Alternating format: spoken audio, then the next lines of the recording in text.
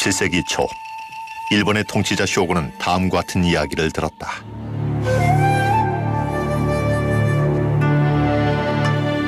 어느 날 포르투갈 왕이 신하들에게 이렇게 말했다. 저 멀리 동쪽에 일본이란 나라가 있다고 들었다. 그곳에 금과 은이 넘쳐난다고 하니 그 땅을 내가 취하면 좋지 않겠는가?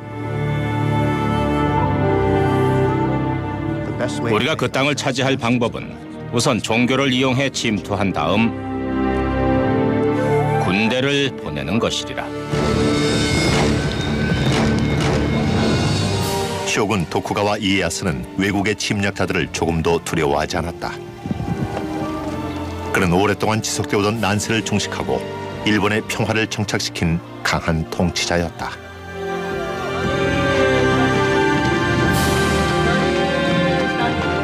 그러나 외국으로부터의 위협과 불안정한 국내 상황은 쇼군에게 적지 않은 부담이 되었다.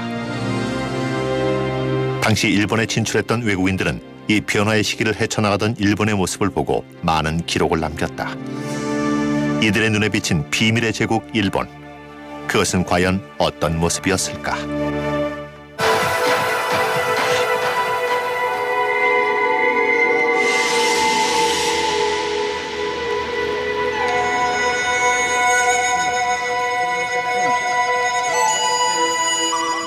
일본에 온 지 대여세가 지났을 때 포르투갈 선교사 한 명이 왔다. 그는 일본인들에게 우리가 해적이라고 일러바친 바 있다. 난 차라리 일본인들이 날 죽여주길 바랬다. 이제 나의 유일한 희망은 죽는 것뿐이다.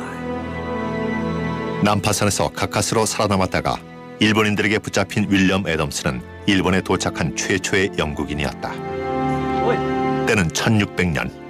일본을 상대로 한 모든 무역 시장은 포르투갈 가톨릭 교도들이 장악하고 있었다. 윌리엄 애덤스가 일본에 도착했을 무렵 유럽에서는 종교 전쟁이 한창이었습니다. 따라서 개신교에 대한 가톨릭 교도들의 감정에 좋지 못할 때 신교도인 영국인이 일본에 상륙하게 된 것입니다. 그러나 당시 일본에서 가장 강력한 영주였던 도쿠가와 이에야스는 윌리엄 애덤스를 사형에 처하는 대신 자신의 성으로 불러들였다. 이 낯선 서양인에 대해 알고 싶은 게 많았던 것이다.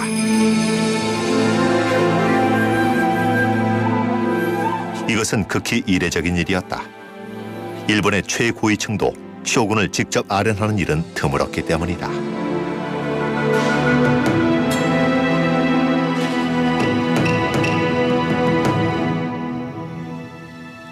그는 내가 어느 나라에서 왔는지, 그리고 그토록 먼 곳에서 여기까지 온 까닭은 뭔지 물었다.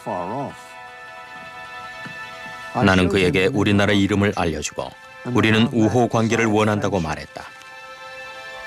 그러나 이에야스는 우호관계 이상의 것을 원하고 있었다. 그는 우리나라가 전쟁 중인지 물었다. 그래서 나는 스페인, 포르투갈과 전쟁 중이라고 답했다. 그는 내 종교는 무엇인지, 어떤 항로를 따라 여기까지 왔는지 여러 가지 질문을 했다. 이렇게 질문과 대답을 주고받으며 우린 한밤중까지 대화를 나눴다. 만남이 끝날 무렵 애덤스는 용기를 내어 한 가지 청을 올렸다. 나는 그에게 우리도 포르투갈이나 스페인처럼 일본과 무역을 하게 해달라고 청했다. 그것은 이에야스에게도 반가운 일이었다. 이에야스는 포르투갈이나 스페인을 상대로 한 무역을 중요하게 여겼으나 가톨릭 선교사들에겐 반감을 갖고 있었다. 그들의 신이 쇼군보다 더 강하다고 가르쳤기 때문이다. 쇼군의 권위에 도전하는 세력을 견제하기 위해 이에야스는 일본도 함대를 가져야 한다고 생각했다. 마침 애덤스에겐 쇼군에게 필요한 재능이 있었다.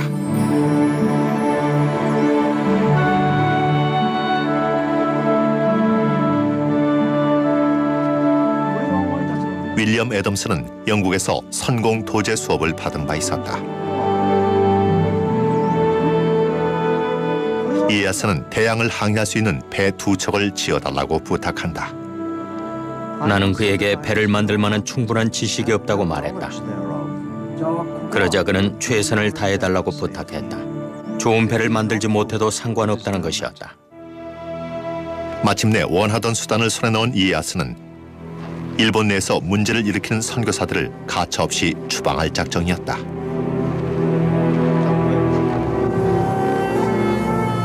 가뜩이나 일본 정세가 복잡한데 외국인들까지 몰려와 성가시게 군이 얼마나 골치 아팠겠습니까? 기독교를 박해한 이유도 아마 이것 때문이었을 것입니다. 이에야스는 전에 있던 선교사 통역관 대신 일본어가 유창해진 윌리엄 애덤스를 등용했다. 윌리엄 애덤스의 종교는 물론 신교였습니다만 그는 선교 활동을 할 생각은 추호도 없었고 이에야스도 이걸 잘 알고 있었습니다. 이에야스는 여전히 서양을 상대로 무역하되 이제 자신이 주도권을 쥐기를 바랬다. 애덤스는 그에게 신교도들은 일본인을 개종시키는 데 관심이 없다고 안심시켰다. 얼마 안가 이에야스는 애덤스를 무역 대리인으로 임명했고 애덤스는 자신이 속한 네덜란드 동인도 회사에 유리한 방향으로 협상을 몰고 갔다. 드디어 네덜란드인들이 일본에 도착했다. 나는 스페인이나 포르투갈인들이 50년 걸려서도 얻어내지 못한 특혜를 얻어냈다.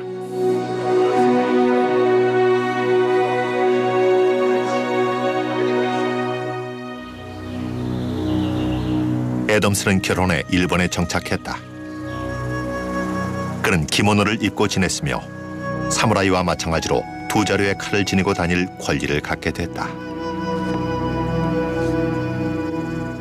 시오군은 윌리엄 애덤스에게 넓은 토지와 70~80명에 달하는 하인들을 하사했습니다.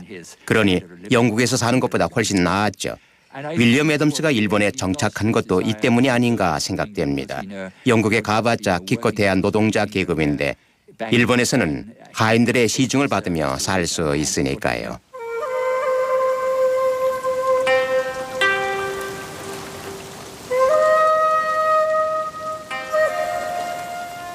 애덤스는 도쿠가와 이에야스와 밀담을 나누고 싶을 때면 언제나 쇼군의 찻집을 찾았다. 서양인의 눈에 비친 타도는 매우 신비로운 것이었다. 정문을 열고 들어서면 찻집까지 이어진 오솔길이 나타난다. 이 길을 따라 건너라면 어느새 마음이 차분해진다.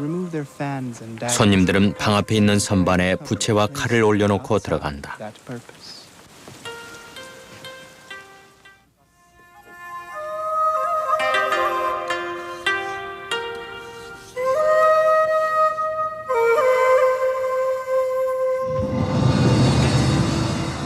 도쿠가와 이에야스가 천하 통일을 이루며 시작된 에도 막부 시대. 그는 이것을 위협하는 가장 큰 세력이 바로 외국으로부터의 영향이라고 생각했다. 그러나 에도 막부의 쇼군들이 장차 겪게 될 가장 큰 위협은 260명에 달하는 다이묘들과 그들이 거느린 사무라이 부대였다.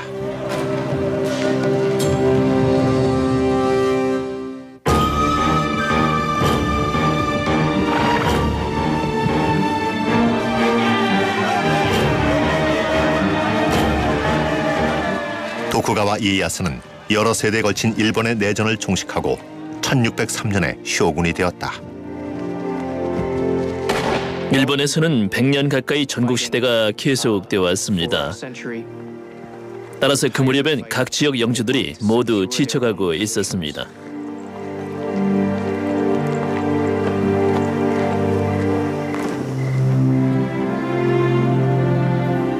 그러나 모두가 원하는 평화는 그리 쉽게 찾아오지 않았다. 도쿠가와 이에야스를 위대한 통치자로 꼽는 이유는 주변에 능력 있는 인물들을 중용했기 때문입니다. 한 번은 사무라이 하나가 그를 찾아와서 장광설을 늘어놓았는데 이에야스는 끝까지 차분하게 들어주었습니다. 다이묘가 왜 시간 낭비를 했냐고 물어보자 이에야스는 답했습니다. 그는 큰 용기를 내어 날 찾았다. 내가 얘기를 들어주지 않았다면 다시는 날 찾아오지 않을 것이다라고 말이죠. 그러나 평화는 통치력만으로 유지되는 게 아니었다. 이에야스는 다이묘들의 세력을 잠재울 필요가 있었다. 각각의 다이묘들은 거대한 영토를 지니고 있었습니다. 이들은 자신의 영토 안에서 일어나는 모든 것을 다스릴 권한이 있었습니다. 모든 병력과 농민들과 자원을 말입니다. 그러니 그 고난이 얼마나 막강했겠습니까? 이에야스는 다이묘들이 저마다의 영토를 통치하는 것은 허락했으나 특정 다이묘의 세력이 크게 확장되는 것만은 철저히 통제했다. 도쿠가와 막부 시대의 다이묘에겐 오직 한 채의 성을 갖는 것만이 허용됐으며 증축 공사를 하려면 반드시 쇼군의 허가를 받아야만 했다. 뿐만 아니라 선박을 짓거나 결혼을 통해 새로운 동맹 관계를 맺을 때에도 쇼군의 허가가 필요했다.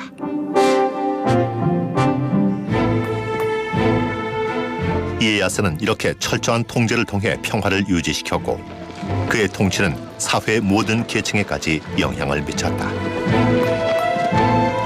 이에야스가 이상적으로 생각하던 일본 사회는 유교의 가르침에 기초하여 위계 질서를 존중하고 권위에 절대 복종하는 사회였다. 그것은 달리 말해 사무라이의 전통이 지켜지는 사회라 할 수 있다. 당시 일본 사회는 수많은 법과 규제와 관습이 지배하는 엄격한 사회였습니다. 모든 사람은 자신이 속한 계급에 맞게 살아가야 했죠. 하지만 이건 이론일 뿐이고 실제로는 지켜지지 않는 경우도 많았습니다. 모든 사무라이는 다이묘건, 최하위 보병이건 간에 사회에서 가장 상류 계급에 속했다. 그 다음은 농부들, 그 다음이 장인들이었고 최하위층에는 일명 사회의 기생충으로 불리던 상인 계층이 있었다. 도쿠가와 막부는 엄격한 신분 제도를 유지하기 위해 먹는 것에서 입는 것까지 일일이 규제하는 여러 가지 법을 공표한다. 영주와 봉신, 높은 신분이나 천한 신분 가릴 것 없이 자신의 위치에 합당한 법을 준수해야 한다. 그 어떤 가신도 영주의 허락 없이 흰색의 능직 옷감을 걸칠 수 없으며 솜으로 누빈 비단 옷을 입거나 자주색 비단 기모노를 입을 수 없으며 안감을 자주색 비단으로 대서도 안 된다.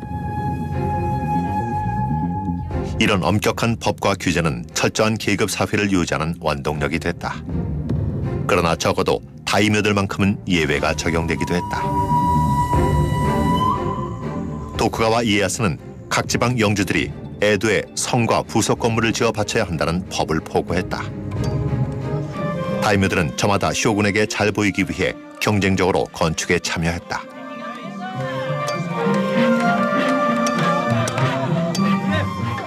덕분에 외딴 어촌 마을에 불과하던 에도는 얼마 안 가 웅장한 도시로 탈바꿈했다.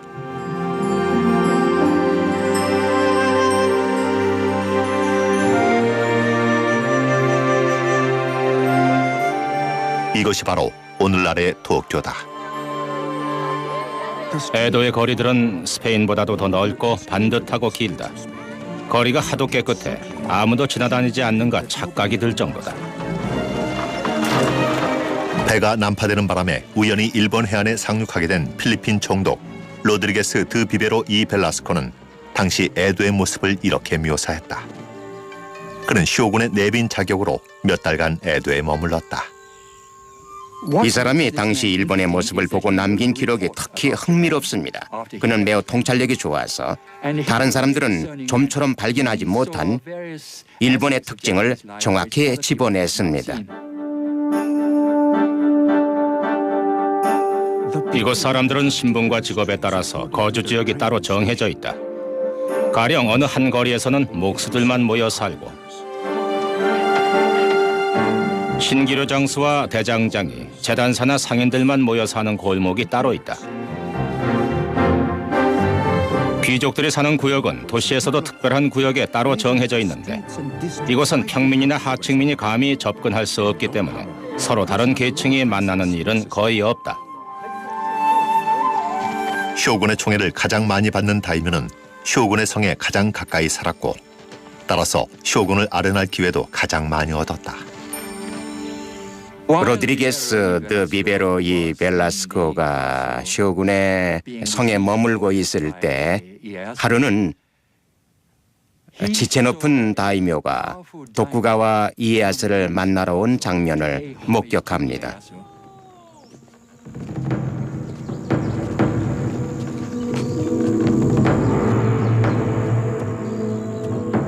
일본에서 가장 신분이 높다는 귀족 하나가 찾아왔다. 그가 선물로 가져온 금은 보화와 비단 옷으로 볼 때 그의 세력을 짐작할 수가 있었다. 가져온 선물은 탁자 위에 놓였으나 쇼군은 눈길 한 번 주지 않았다. 쇼군의 자리에서 100보 정도 떨어진 곳에서부터 이 다이묘는 몸을 숙이고 머리를 조아렸다. 그는 감히 눈을 들어 쳐다볼 엄두를 내지 않았다. 그러다 누군가 저 끝에서 손뼉을 쳤습니다.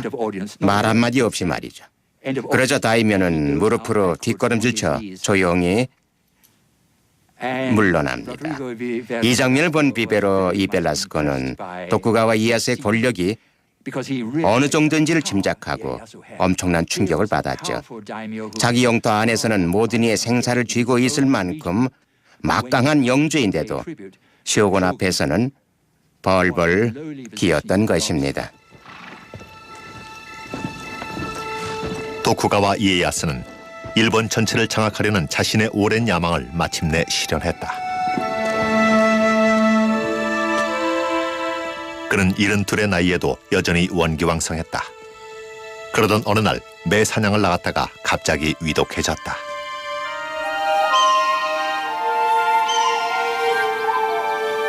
병석에 누운 그는 신하들을 불러 장례식의 세세한 부분까지 일러주었다. 도쿠가와 이에야스는 간소한 장례를 원했다. 요구는 그가 매 사냥을 위해 즐겨 찾던 산 위에다 뿌려달라고 했다. 도쿠가와 이에야스는 이렇게 하면 자신의 영혼이 일본의 산천을 영원히 지킬 수 있을 것이라 믿었다. 평생을 걸고 이룩한 일본 땅의 평화와 질서를 사후에 다시 어지럽힐 수는 없었다. 그는 후손들을 한자리에 불러 모았다. 도쿠가와 이에야스는 아들과 손자들을 모두 한자리에 모아놓곤 이렇게 말했습니다. 너희는 내 자손이기 때문에 쇼군이 될 것이다. 쇼군이 된 자는 오직 백성을 위해서 나라를 다스려야 하며 그렇지 않다면 천벌을 받을 것이다. 쇼군은 오직 나라를 생각해야 한다. 이 세상은 도쿠가와 집안의 것이 아니다. 따라서 너희 개인의 사사로운 이익을 추구해서는 안 될 것이다.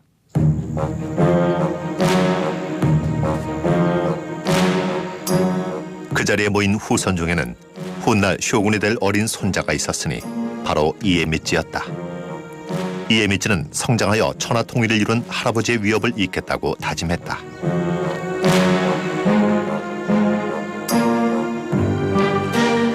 제3대 쇼군 이에미치는 결국 도쿠가와 정권을 유지하기 위해 모든 수단을 동원하게 된다.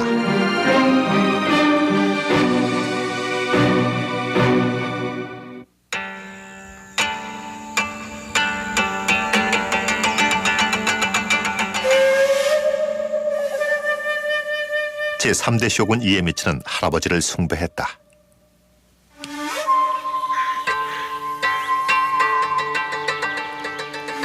이에미츠는 신비한 경험을 많이 했는데 그가 아플 때마다 할아버지가 꿈속에 나타나면 몸이 말끔히 나아서 자리를 털고 일어났습니다.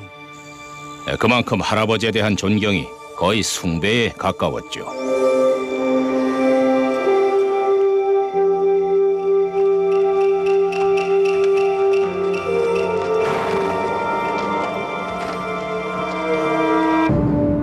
이에미치가 쇼군의 자리에 오르자 그는 전국의 다이묘들을 자신의 성으로 불러 모았다.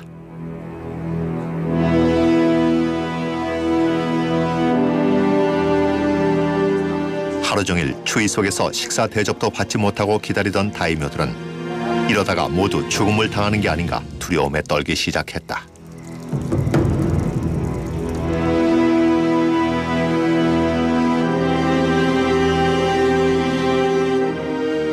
마침내 이에미치는 다이묘들을 안으로 불러들인 뒤 최후 통첩을 내렸다.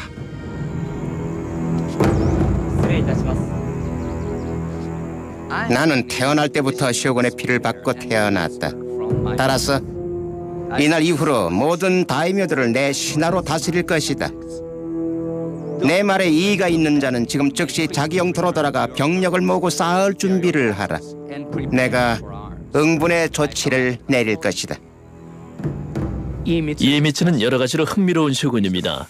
그는 전투에 참여해 병사들을 이끈 경험이 없는 최초의 쇼군이었기 때문에 전쟁터에서 실력을 입증한 적이 없고 자신의 오른팔이라 할 만한 신복이 없었습니다.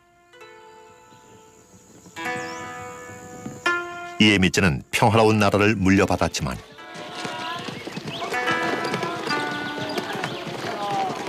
정작 그 자신은 철권 통치를 행사할 작정이었다.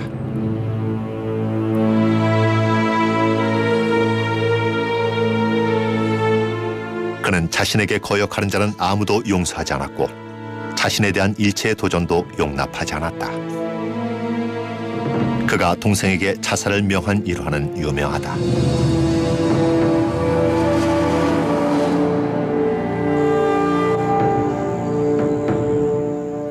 이에미츠는 각 지방 다이묘에게 매우 억압적인 정책을 펼쳤습니다. 그 누구도 감히 쇼군의 명을 거역할 생각을 하지 못했습니다. 한때 이에미츠의 스승 노릇을 했던 유럽 상인은 이런 기록을 남겼다. 감히 쇼군의 말에 반대하는 사람은 아무도 없다. 쇼군이 아무리 큰 잘못을 저지른다 해도, 아무리 터무니없는 행동을 한다 해도 사람들은 하나같이 그 행동을 눈 감아주거나 잘했다고 추켜 세울 뿐이다. 그러나 억압적인 공포 정치는 반란을 불러일으키기 마련이다. 이 점을 잘 알았던 이에미츠는 260명에 달하는 다이묘들을 적극 통제해야만 했다. 공통의 적이 없는 평화 시에는 다이묘의 충성을 확인할 길도 이들을 붙잡아둘 미끼도 없었다. 이에미츠는 다이묘를 통제할 다른 방법을 찾아야 했다. 그 결과 나온 것이 다이묘들을 에도로 불러 모으는 방법이었다.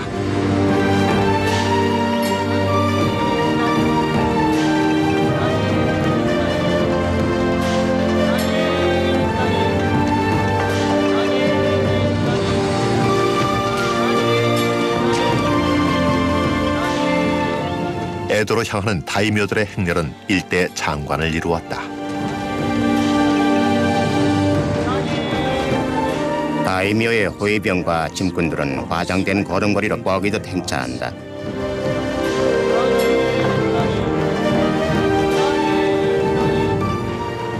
한 걸음 내디딜 때마다 발뒤꿈치로 땅을 차고 그와 동시에 반대편 팔을 앞으로 뻗치는 것이 마치 허공에서 헤엄치는 듯한 모습이다.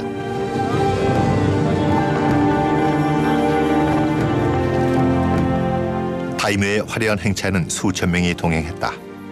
이것은 모두 이에미츠가 만들어낸 참근 교대제를 시행하기 위함이었다.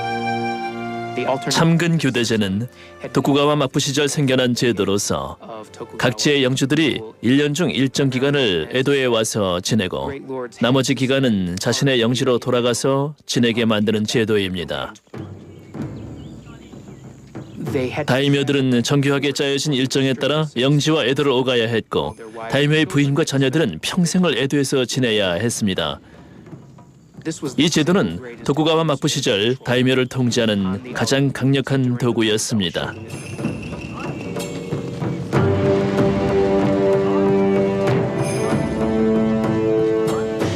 참근 교대제는 다이묘들을 경제적으로 어렵게 만듦으로써 쇼군에게 또 다른 이익을 가져다 주었다. 대부분의 다이묘들은 에도를 오가는 행차와 사무라이를 비롯한 일행의 생활비를 대는데 수입의 4분의 3 이상을 쏟아부었다. 참근 교대제 덕에 에도의 규모는 폭발적으로 증가했습니다. 또한 태어나서 에도 밖으로는 나가본 적이 없는 특이한 사무라이 계층도 생겨납니다. 이들의 영지는 저 먼 시골이라 하더라도 에도에서 태어나 평생을 에도에서 살았기 때문입니다. 평화의 시대, 에도에서의 삶은 사무라이 계급과 이들의 존재 자체의 변화를 가져오는 기폭제가 됐다. 사무라이들은 아내와 자녀들을 에도에 동행하는 게 금지됐던 까닭에 독신 생활을 해야 했다. 이들에겐 적절한 보수가 주어졌다. 사무라이들은 아침에 일어나면 동료 사무라이에게 머리 손질을 부탁합니다. 그 다음 자기가 모시는 다이묘의 토지로 일을 하러 나가는데 4, 5일에 하루씩 일을 합니다. 사무라이는 오전에만 일하고 점심때는 집에 돌아와 식사를 하죠. 식사 후에는 잠시 쉬다가 오후 2시경이 되면 외출을 합니다. 한때 높은 긍지를 지냈던 사무라이들로서는 상상도 할 수 없는 생활이었다. 애도에 넘쳐나는 사무라이들은 하는 일만 봐서는 무사에서 관료로 신분이 바뀐 듯 보였다. 당시 사무라이의 생활은 유유자적했습니다. 보수는 충분히 받았지만 하는 일이라곤 친구 집에 가서 차를 마시거나 모여서 이야기를 나누거나 아니면 책을 읽는 게 전부였습니다. 그래서 이들은 옛날 15세기의 전국시대 이야기로 시간을 보내곤 했습니다. 17세기 일본인들의 삶에서 전쟁의 흔적이라고는 찾아볼 수 없었다. 그러나 평화시대에도 위험은 존재했다. 엄격한 법과 규제가 있었고 이것을 어길 경우엔 가혹한 처벌도 따랐다.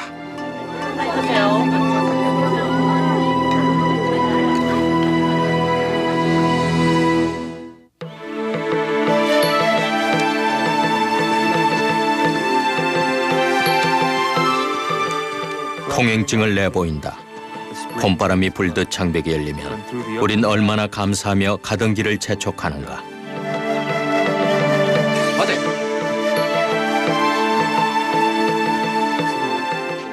에도 시대에는 일본 전역에서 에도로 이어지는 5개의 가도가 생겨났다. 각각의 도로에는 검문소가 설치돼 철저한 검문 검색을 시행했다.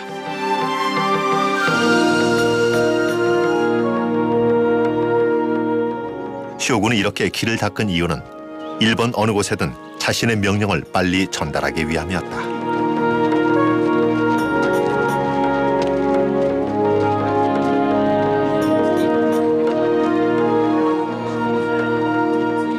또한 참근 교대제를 지키기 위해 에도로 향하는 다이묘와 사무라이들도 이 길을 이용했다.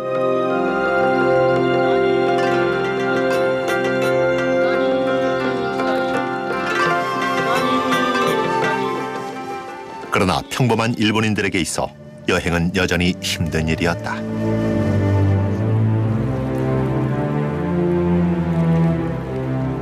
특히 에도를 드나드는 데는 매우 까다롭고 엄격한 법이 적용됐기 때문에 아무나 쉽게 오갈 수 없었다.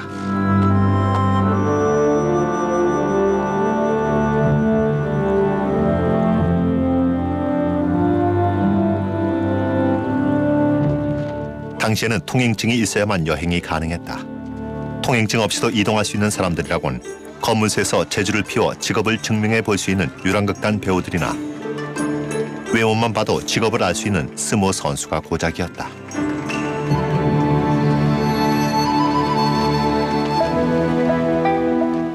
평범한 농부들에겐 마을과 마을 사이를 오가는 이동도 허용되지 않았다. 이들은 그저 들판에서 농사를 짓는 게 정부가 바라는 바였다. 통행증이 없는 사람들은 검문소를 피하기 위해 새길을 이용했다.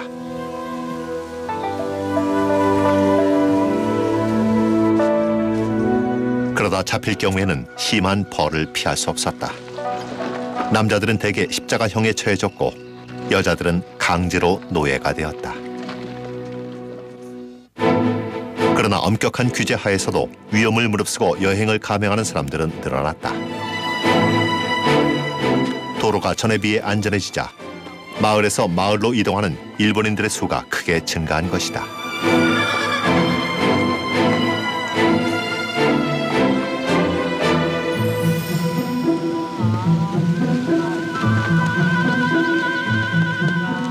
사람들이 가장 많이 왕래한 길은 교토에서 에도까지 약 500km를 잇는 도카이도였다. 이 길에만 53군데의 휴게소가 생겨났다.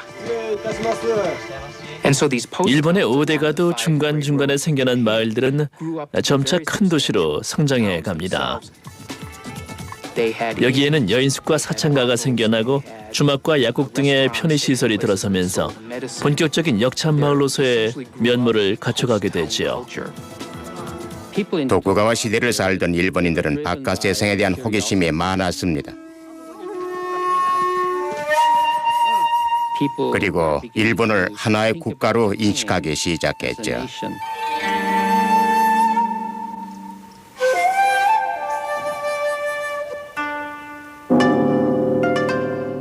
또한 여행기는 베스트셀러가 됐습니다. 당시 홋카이도를 따라 여행하던 여성 사무라이 이노우에 스조의 여행기는 큰 인기를 끌었다.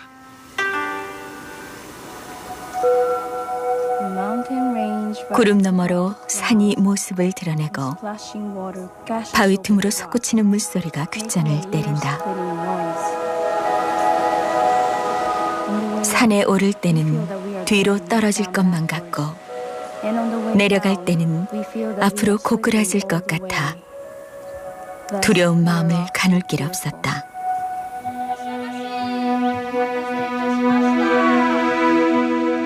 길을 따라 놓인 여인숙은 이노우에 같은 여행자들에게 반가운 안식처였다. 이노우에는 지체 높은 사무라이의 집에서 일하기 위해 에도로 가는 길이었다. 공무로 이동 중인데다 오빠와 동행하고 있었지만 이노우에의 여정은 순탄치 않았다. 당시 모든 여행객들에겐 엄격한 규제가 따랐지만 특히 여성들이 겪는 고초는 말로 표현하기 어려웠다. 17세기 일본에서 여성의 몸으로 여행하기란 보통 어려운 일이 아니었습니다. 우선 가장으로부터 허가를 얻어야 했는데 그것부터가 어려웠죠.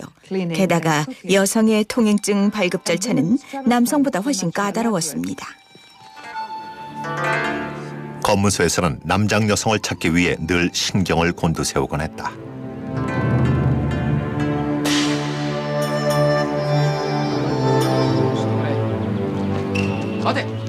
이노우에가 검문소에 다다르자 나이든 여성이 나오더니 몸수색을 시작했다.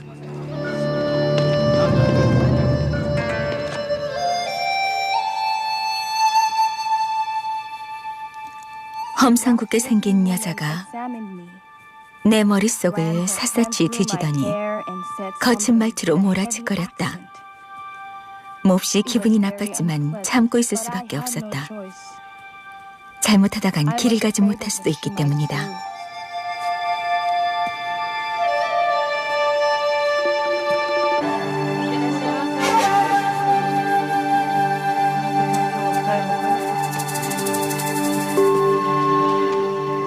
이노우에 스조가 겪은 곤경은 드문 일이 아니었다.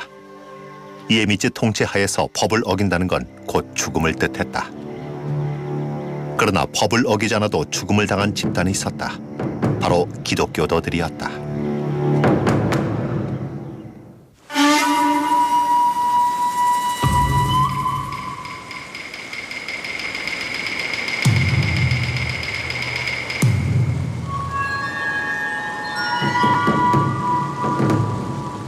쇼군 이에미치는 기독교 신앙을 설파하거나 개종하는 사람들을 고발하는 자에게 큰 상을 내렸다. 신부나 선교사의 추종자들이 숨어있는 장소를 고발하는 자에게는 합당한 상을 내릴 것이다. 또한 고위의 성직자의 행방을 알려주는 자에게는 은화 100냥을 상으로 내릴 것이다.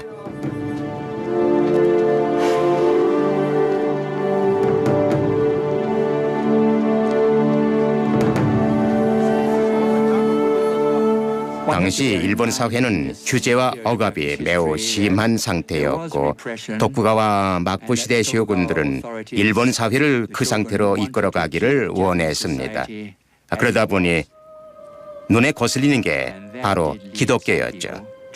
기독교 신자들은 일본의 전통적인 사회 구조를 뒤흔들고 권위에 도전했기 때문입니다.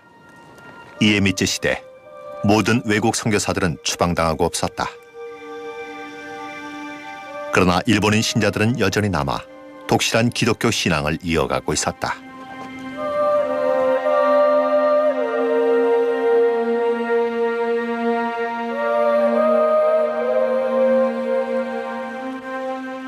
대부분의 일본인 신자들은 신앙심이 매우 깊었습니다. 특히 기독교 신앙이 3, 4대에 걸쳐 내려오던 지역에서는 완전히 뿌리 내렸다고 볼 수 있습니다.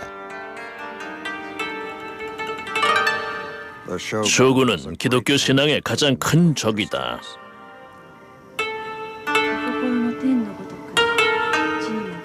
한 유럽 상인은 신자들이 박해당하는 모습을 지켜봤다.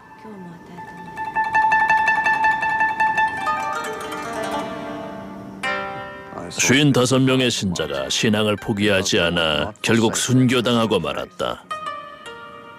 그 중에는 겨우 대6살밖에 안 된 아이도 있었는데 엄마 품에 안긴 채 불에 타 죽으면서 예수님, 우리 영혼을 받아주세요라고 외쳤다.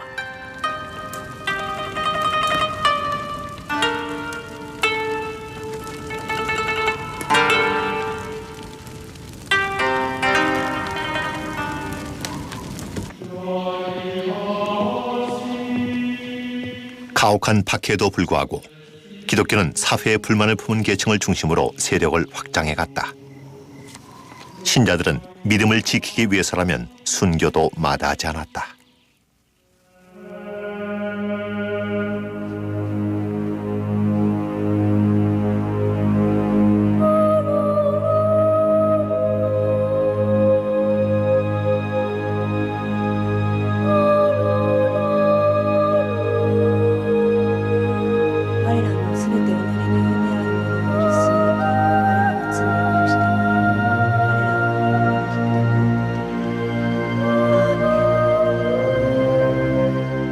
이에미째에게는 일본 내 기독교 신앙, 특히 기독교촌이 집중적으로 형성되어 있는 남부의 상황이 눈에 거슬렸다.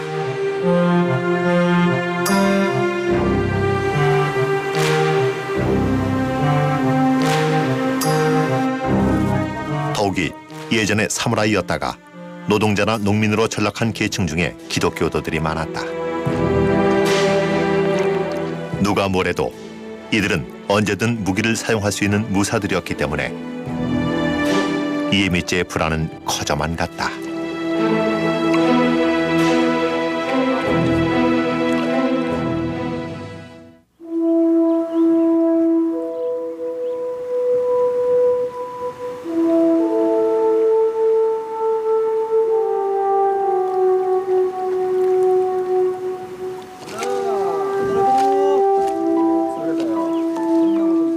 에도 막부 시대, 쇼군의 철권 통치는 온 일본을 억압했다.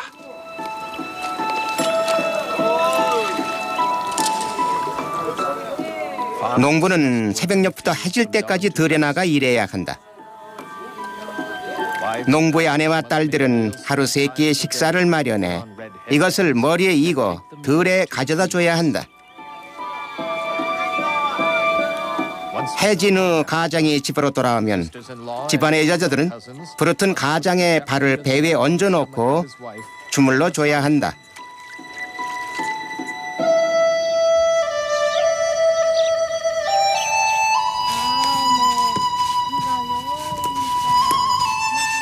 숨쉬기 힘들 정도로 억압적인 규제도 모자라 농부들에겐 무거운 세금이 부과됐다.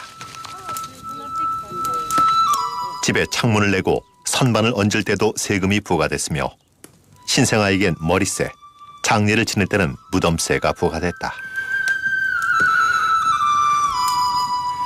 농부들은 당시 화폐나 마찬가지였던 쌀로 세금을 냈다. 그러나 농부들은 정작 자신들이 재배한 쌀은 한 톨도 먹을 수 없었다.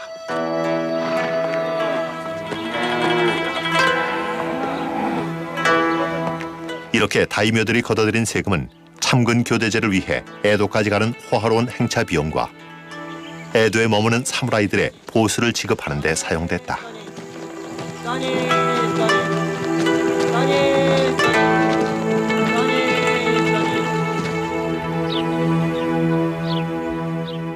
당시 농부들의 비참한 삶은 한 일본 작가가 남긴 기록에도 잘 나타나 있다. 해가 갈수록 농부들은 점점 지쳐만 갔다. 이렇게 살기 힘든 세상에서 어떻게 목숨을 부지하겠는가.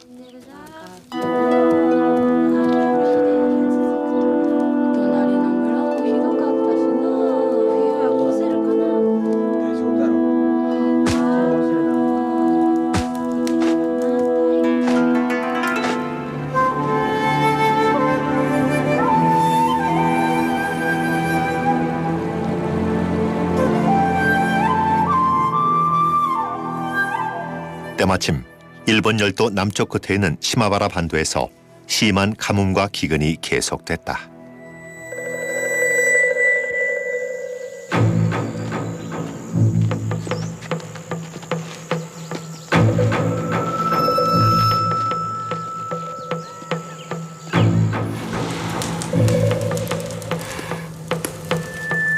세금을 내지 못한 농부들은 혹독한 벌을 받았다.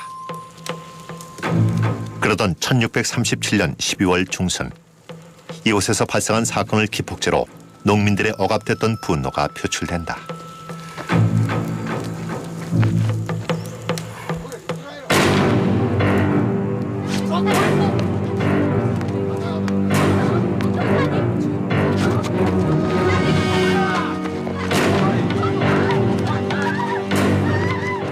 세금을 내지 못한 한 농부의 딸이 끌려가 고문당하는 사건이 있었다.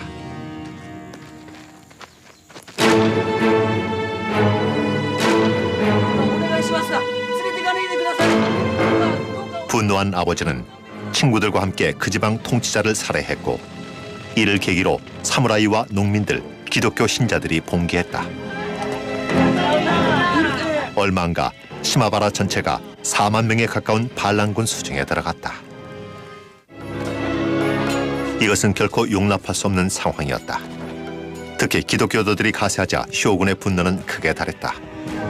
쇼군은 반란 진압군을 시마바라에 급파했으나 저항은 넉 달간 이어졌다. 반란군은 식량이 떨어진 상황에서도 진압군에 끈질기게 맞섰다.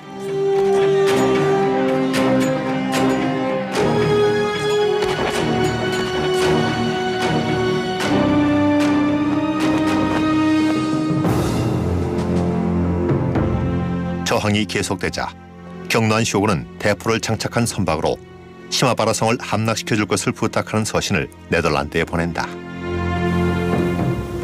사실 네덜란드인들은 그 문제에 별로 개입하고 싶지 않았지만 그와 동시에 일본과의 독점 무역권만큼은 계속 유지하기를 바랬습니다. 쇼군의 부탁을 들어주지 않는다면 언제고 일본에서 쫓겨날 수 있는 상황이었으니까요. 쇼군은 성에 불을 붙이라고 명령했다. 반란군은 그까지 저항했으나 이미 돌이킬 수 없는 운명이었다.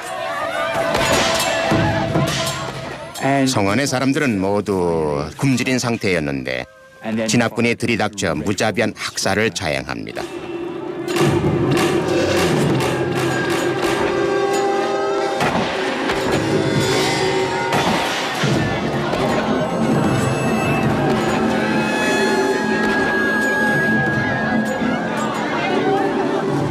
이것이 일본사 최후의 내전이라 할 수 있습니다.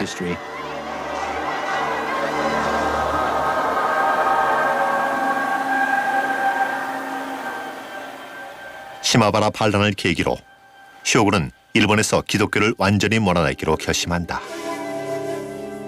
쇼군은 가혹한 조치를 단행합니다.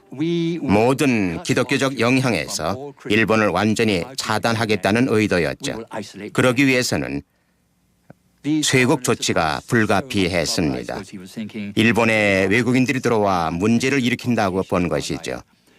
쇼군은 일본 사회의 변화를 가져오기보다는 현재 상태를 그대로 유지하기를 바랬습니다. 제3대 쇼군 이에미츠는 국내외 출입을 전면 금지하는 법을 공포했다.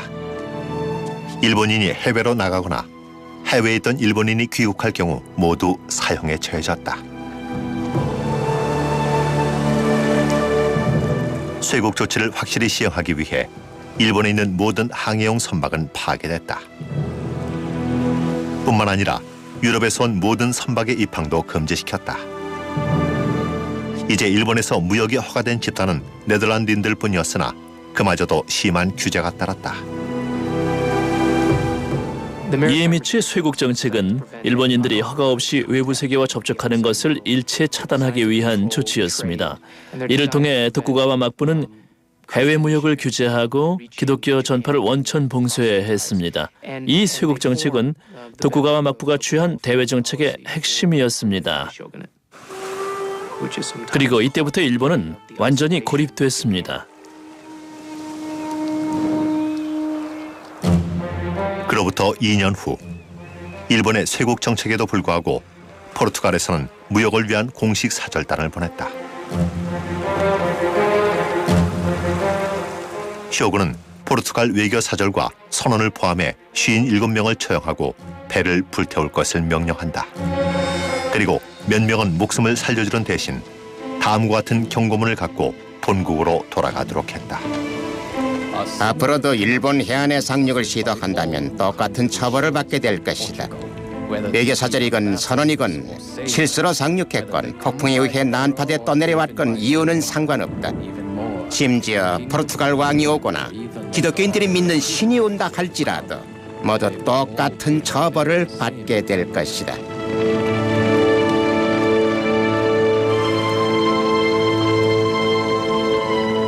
그로써 일본의 모든 문은 굳게 닫히고 그 후로 200년간 열리지 않았다. 쇼군의 뜻은 마침내 일본을 넘어 해외까지 전달됐다. 그러나 급격히 변화한 국제 정세 속에서 일본은 끝까지 고립을 유지할 수 있을 것인가?